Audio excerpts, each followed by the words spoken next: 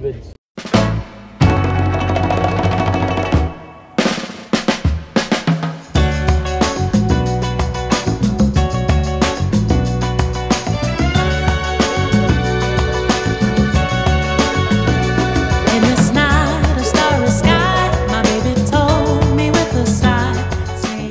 Ako nga po pala si Mendelssohn Casanyas.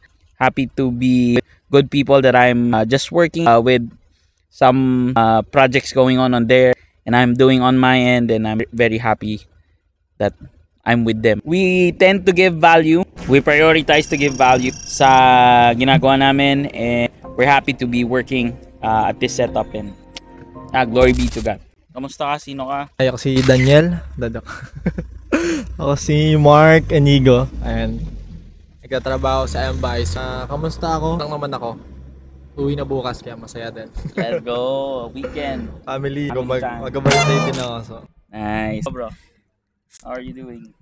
Ako naman, my name is JBM Tagalog. Mukha lang akong 20 years old, but I'm actually 25. So yung feeling ko ngayon, okay ako. Nung una medyo salty, ngayon medyo na rin. Oo nga, kamay mo bro. Let's go. Hey, ka bro.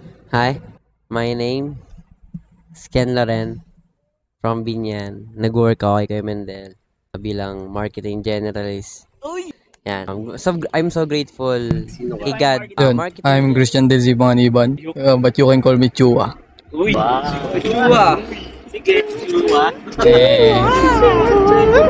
And I'm here working and finding my skills to grow and to rise and make this company grow even in the future 10 years and make ourselves manager on this company. Si Franz.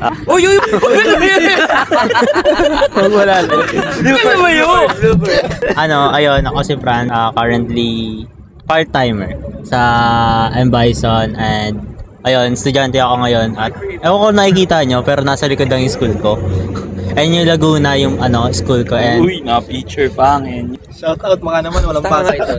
uy, musta ka sa yun. Very grateful kay Kuya Angelo kasi actually 3 months pa lang ako nag-work. And I'm still young. Kahit yan, young Christian din ako. And ayun, growing pa rin sa faith ko agad and sa work. And there's still much to learn in my case. At ayun nga, student ako and very grateful na apply ko agad yung mga natutunan ko sa school and na-apply ko agad sa dito. And ayun nga.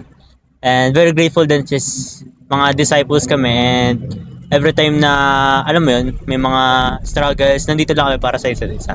And ayun yung pinaka gusto ko na quality. This is a powerhouse team and I believe it. Kasama dyan sila Eko, mga wala dito, si Eko, si Trina, si Cheng, sino pa ba? Si Franz, ha? Ayun, si Carlo na full-time namin sa pang-umaga. Big shout out to everyone na wala dito. We're doing it, and si Casey as well for being the executive assistant of everything. Marketing generalist kasi, ayan nga, root word na marketing. Bilang nagmamarket kami ng mga, alam mo, may mga clients kami na hinahawakan, and binamarket namin yung negosyo nila, yung product nila, or parang yung mga clients po namin is from US. Ayan, yung mga clients namin. Meron din kami mga clients from iba't ibang California, yung mga gano'n, New York, Texas, Northern Virginia, basta mga ganong part ng US. And also, meron kami isang client na parang nasa siya, no? Nasa Thailand siya. So, ayun na. Before we officially start, I wanted to share a scripture na isa sa scripture ng foundation scripture ng M-Bison, no? Sabi dito, just wanted to share real quick sa Ecclesiastes. Ayun. Sige. Pero ito, ang lupit nito, guys. You know what? This is the reason as well why we're here. Because we don't want to tire ourselves down. We don't want to burn out while working, while giving value to others. Because it eliminates the point of what we're doing. Because we give value to others and forget to give value for ourselves, no? Ganda nun. Kasama mo, bro. So, yun. And appreciate ko si God for putting this script. So, sabi dito sa Ecclesiastes 3, sabi, specifically sa 9, starting from 9. What do workers gain from their toil? I have seen the burden God has laid on the human race. He has made everything beautiful in its time. And for some context, no, basahin ko lang sa pinakasimula ng Ecclesiastes kung sino nagsulat nito. Ecclesiastes is a collected words of a teacher or a preacher. The teacher is described as having been king over Israel and Jerusalem and the son of David. Both of these mean that he was in the royal line of Judah. He is not further identified, and while tradition identifies him with Solomon, this is someone who have a lot. And sabi dito, no, he has made everything beautiful in its time. Alam mo na yan. No? Kasama ko ngayon yung wife ko, nandun lang siya sa sasakyan kasi papahinga siya. Pero isa siya sa mga pinag-pray ko. Kasama ko na siya ngayon. Uy, si Fran. Sino bang pinag-pray mo? And then, sabi dito, he has also set eternity in the human heart, yet no one can fathom what God has done from the beginning to end. I know that there is nothing better for people than to be happy and to do good. Ulitin ko lang, sabi dito, I know that there is nothing better for people than to be happy and to do good. And that's what we're doing right now. We're working and we don't want to tie ourselves down so we can give more value to our clients, to each clients that we're handling. And sabi din dito, yan, while they live, that each of them may eat and drink and find satisfaction in all their toil. This is the gift of God. I know that everything God does will endure forever. Nothing can be added to it and nothing taken from it. God does it so that people will fear Him. Whatever is already has been and will be has been for before. And God will call the past to account. There's a lot of things with regards to God. That each of them may eat and drink and find satisfaction in all their toil. This is the gift of God. Brother. Oh, iced coffee, guys. So, yun naman po. Mission of M-Bison. Yan, angas. To bring 1,000 jobs to disciples and to reach out non-disciples towards Christ. It's a personal goal na M-Bison is doing to collaborate to as many as possible and to bring value to each client. And vision, have establishment buildings that will honor God, basically. No, malaking bagay yon. And for core values, give full satisfaction, no, na mabigyan natin sila ng not just by being available or nandyan lang, pero but by efforts na talaga nag-add ng value at nag-re-resolve ng mga problema for the company of the clients. And strategic mindset, to be strategic on how to perform and execute tasks, and we keep it on a manageable level na we don't tire out and give value as much as we can for maximum results. And yun, I'm grateful kasi ayun, the workplace environment is very beneficial para sa mga Christians. Kasi ayun, hindi mo na siya kailangan problemahin yung environment mo as a Christian kasi kasama mo mga disciple na rin talaga. And you're able to solve conflicts kung ano man yan and to grow together. Kasi syempre magkakapatid kayo sa simbahan. So you know how to communicate with each other, how to encourage one another, how to, alam mo yun, correct one another. Ako nga no, mag-4 months na nga pala ako. Tumatak sa akin sahod.